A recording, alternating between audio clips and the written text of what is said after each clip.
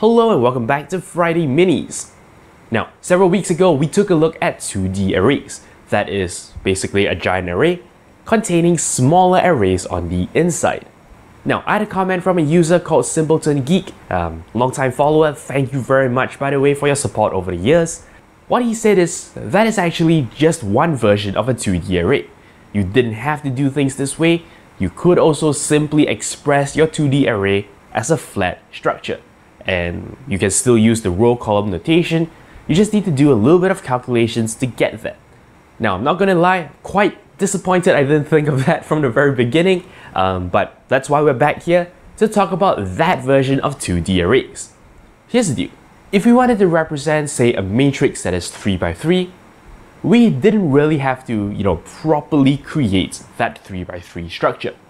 There is nothing stopping us from simply representing everything as a flat list, as a flat array. The calculation to find what we actually want to find in a row and column sense isn't all that complex, even though maybe at the beginning you'll need to, have a little bit of a thinker about it. You see, the idea is if we were to actually label everything, then it becomes deadly clear.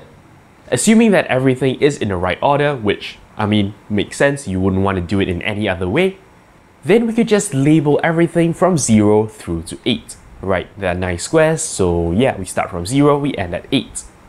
We can easily then rearrange that to get back our grid pattern. It's 3x3 like we originally said. All we have to do is to use this formula to get to where we want. And while that may seem, a little bit complex, it really isn't. You see, the idea is each row is actually just an offset of however many items there are in a row. For example, this row has 3 items. So the first item of the second row is simply, 0 plus 3. We want to move one row's worth of items forwards. You can use this method to find, a position in a so-called 2D array of any size. As long as you know the dimensions, you'll be fine. Doing the math gets you to the right place. The same calculation can also be used sort of in a backward sense. That is, if you already have, a position represented as an actual index and you want to break that down into a row and column, well, simply do that same calculation backwards. Here's how you do it in Python. Now, the only thing that's really weird here is this symbol, which is the floor division symbol. Essentially, all it means is do an integer division. In other words, do your division. If there are any decimals, throw them away. That gives you the row.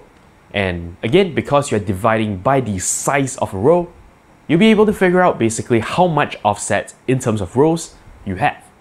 To find a column, you perform a modulo operation, which simply is the remainder of the division.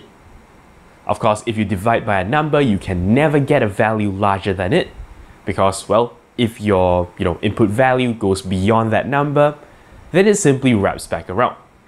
So yeah, again, that's how you do it. That's how you can actually get your row and column, decomposed from an actual index within the list. So that's another way to do 2D arrays. Thank you very much to YouTube user SimpletonGeek for the inspiration. While this method is more mathematical in a sense that you're gonna have to do some semblance of calculation, this actually, isn't all that different from the other method.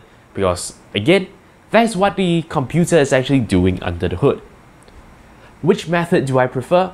Well, honestly, the first one, because it makes life a little bit easier for you and you express yourself in clearer terms. Of course, at the end of the day, whatever method you choose is entirely your choice. There may even be some tiny optimizations with using the method we've seen today.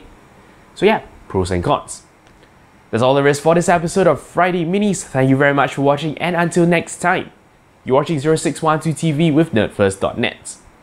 Thank you very much for watching. If you like my work and are feeling generous, you can shoot me a one-time donation on PayPal or sign up for a recurring one on Patreon. Of course, you can simply like, comment, and subscribe. You know the deal. For more videos, links to my channel and a related playlist are on screen. Thank you for your support.